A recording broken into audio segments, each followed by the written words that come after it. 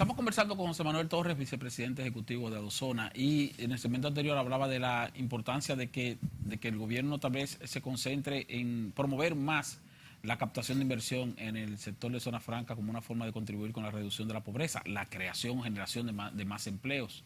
Y eso es importante. Ahora, quisiéramos saber, José Manuel, ¿de qué forma pudiera aumentar ese tipo de gestión, tomando en cuenta de que las zonas francas, como quiera que sea, tienen sus altas y sus bajas, pero aparte de eso, tienen un alto nivel de competencia a nivel regional, aun cuando nosotros mantenemos un liderazgo en el sector? Mira, lo principal para tú vender es tú tener un buen producto. Y yo creo que ya nosotros tenemos un producto muy maduro. Tenemos una ley muy atractiva, tenemos un país con una infraestructura de puertos, aeropuertos de calidad mundial, tenemos acceso a los principales mercados del mundo. Yo creo que tenemos un buen producto para vender. Y yo creo que lo que hay que establecer una estrategia de promoción más fuerte. Muy fuerte. Nosotros realmente lo estamos haciendo junto con el Consejo Nacional de Zona Franca, que es nuestro gran aliado en el sector público. Pero yo creo, y ahora que se ha regularizado relaciones con China, por ejemplo, yo creo que es un gran momento para ir a ese mercado y a otros mercados a vender la zona franca como un régimen muy para que los atractivo. chinos vengan aquí a Como forma de invertir, captar inversión, sí. A invertir aquí y aprovechar el acceso que tenemos a los Estados principales Unidos. mercados. O sea, eso no hay que darle mucha vuelta. Eso es muy evidente. Estamos al lado, tenemos una cercanía que se puede aprovechar. Quizás el un mayor acceso aprovechamiento de que se le libre puede comercio. hacer a las relaciones diplomáticas con China continental es la captación de inversión. La captación de inversiones. Sí, yo creo que ahí está el gran potencial Sí, y ya no tenemos mucha capacidad para exportar o para venderle a los chinos, pero sí para el hecho de captarlos como un medio de servir como puente para que ellos accedan más fácil a Estados Unidos. Y ya han llegado algunas inversiones. De hecho, hace un par de meses el mío presidente de la República inauguró una empresa de perfiles de aluminio ahí en Monte Plata. Inversión puramente china.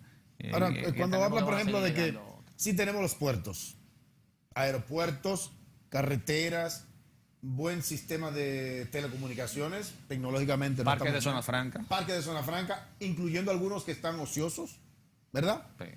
Pero eso nos indica entonces, Torres, que debimos haber tenido más inversión en la parte de zona franca. Tenemos al Consejo Nacional de Zona Franca, que es el que promueve. Regula y promueve. Por otro lado tenemos el CIRD, que también es una institución del Estado que aporta, que ayuda.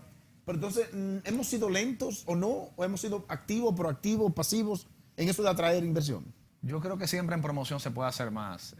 También un tema de que hay que tener los recursos necesarios. La promoción es costosa. Y yo creo que ahora de nuevo las condiciones están dadas para nosotros redoblar los esfuerzos y fortalecer quizás más al Consejo de Zona Franca a nivel de presupuesto para promoción, hacer una estrategia conjunta con el CIRD. Bueno, pero el retorno que le da el sector zona franca a la economía dominicana vale la pena, porque es la mejor, si es, como te dije al inicio, para mí es el mejor negocio que puede hacer República Dominicana como Estado. Invertir en zona franca. Aún con las excepciones fiscales de las cuales goza el sector. sí, Bueno, lo que hay que ver cuál es el retorno. O sea, los estudios que hemos hecho lo que muestran es que hay un 7x1 de retorno de la inversión. Por cada peso que se contabiliza de incentivo, la zona franca devuelven a la economía 7 pesos. Y hay que ver cómo están contabilizados los incentivos, porque, por ejemplo, la exención arancelaria no se debe contabilizar como gasto tributario, como un incentivo, porque si no entra zona franca, entra en un régimen de internación temporal. Y son cosas que son insumos que vienen, se transforman y se exportan. Hay un gráfico interesante que eran dos columnas, que es sobre la parte de la composición de la empleomanía, de cómo vemos, fíjense ahí qué interesante, en el 2006 el 16% de los empleados que estaban en zona franca correspondía a la parte técnica y profesional.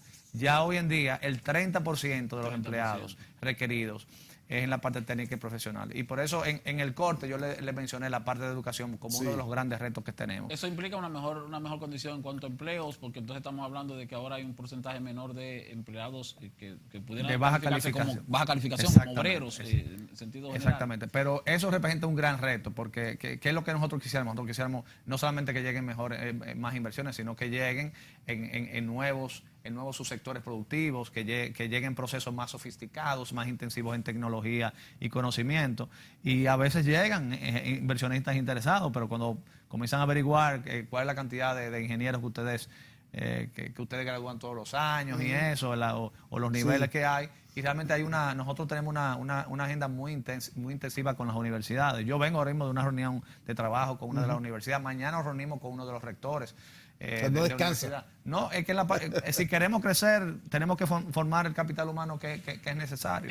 En términos profesionales, la zona franca generalmente demanda muchos ingenieros industriales. Y vemos que, como quiera, la mayoría de universidades del país tiene escuelas de ingeniería. Y hoy tiene esa carrera incluida en su escuela de ingeniería. Sí. O sea que, como quiera, la oferta no es suficiente. Y el Estado manda muchísimos muchachos para o es que no otros se torna países. atractiva para Sí, lo que pasa para los y es estudiantes. correcto, todas las universidades tienen carreras, bueno, la mayoría tienen carreras de ingeniería industriales, pero hay que ver cómo está compuesto esos pensum.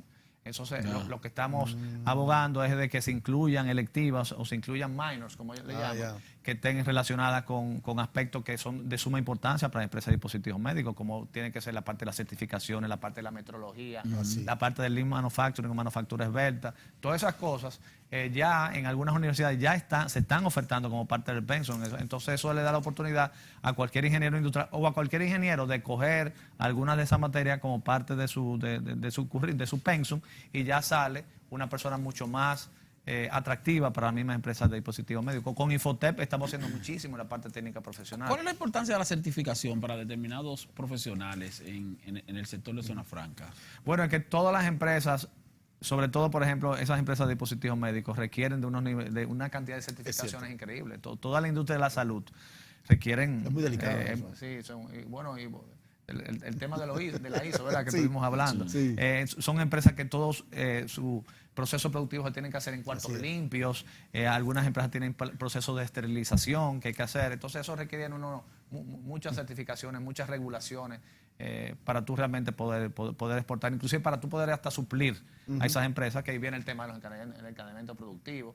Cualquier industria fuera de zona franca quiera venderle a esas empresas también tiene que cumplir con un nivel de certificación para poder realmente tener acceso a venderle a esas empresas. Sí, porque una empresa que produzca implementos médicos y recibe materia prima de cualquier empresa, cualquier industria, esa industria debe tener también cumplir con los estándares, porque si no también hay problemas con el producto final. Es toda la cadena debe estar cumpliendo con estándares X para que ya el producto final pueda ser consumido. Porque son asuntos de salud, son muchas de las cosas que se te insertan dentro del organismo, entonces son cosas muy delicadas. Se puede decir que ese es uno de los principales desafíos que tiene el sector zona franca dominicano actualmente, la mejoría de la calidad de los técnicos y profesionales que han de trabajar en esas empresas. Yo te diría que ahora mismo, como en otras ocasiones han habido otros retos importantes que tienen que ver con seguridad jurídica, siempre que se habla de un pacto fiscal, y eso está muy en tranquilidad, pero eso está tranquilo. Yo te diría que ahora mismo la parte de la promoción y de la educación es donde nosotros tenemos más interés de que eso se trabaja y se promueva. ¿En qué nivel se aprovechan entonces, si dice, por ejemplo, que te estás reuniendo como representante de Zona Franca con las universidades para revisar los pensum, ¿en qué medida se aprovecha el material que sale de las universidades para el sector Zona Franca o industrial en el sentido general, pero en el caso que nos compete en este momento? ¿Y cuáles serían las debilidades y fortalezas que hay que revisar dentro de esas ofertas académicas? Bueno, de nuevo que las carreras como ingeniería industrial o cualquier otra carrera incluya en sus pensos realmente materias o instrucciones que sean compatibles con la industria de manufactura de exportación. Hay un tema fundamental también que es el bilingüismo. Uno de los sectores de mayor potencial de crecimiento es la parte, por ejemplo, de los call centers y BPO, que ha crecido un 300% en los últimos 4 años. Y tú tienes ahí los sectores de mayor potencial de crecimiento, Jairon, y tú lo estás viendo ahí, que eso después lo pudiéramos ver.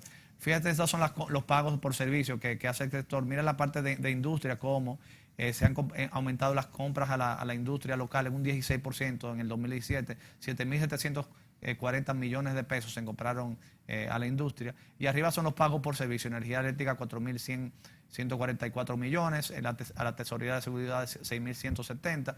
Todo eso son de las cosas, cuando tú estuviste hablando de la parte de los incentivos, de la parte de los beneficios que se devuelven, todo eso son cosas que se entran a la economía y realmente tiene un efecto dinamizador. Pero volviendo con el tema de la educación, la parte técnico-profesional hay que continuar de manera intensiva. Seguimos la alianza con Infotep ha sido muy efectiva. Se han emitido ya lo que son operadores de dispositivos médicos, operadores de dispositivos electrónicos. Y ahora mismo cualquier muchacho de 18 años que tenga interés de que en su primer currículum incluir algo que sea atractivo para una empresa de Zona Franca, tiene la posibilidad. Esos son los sectores identificados de mayor potencial de crecimiento de la República Dominicana. No sé si queremos tocar eso después de la siguiente pausa, porque es algo muy importante. Vamos a hacer una pausa. Vamos a hacer una pausa entonces, sí, cuando retornemos, Interesante. para que nos explique sobre eso. Volvemos en breve.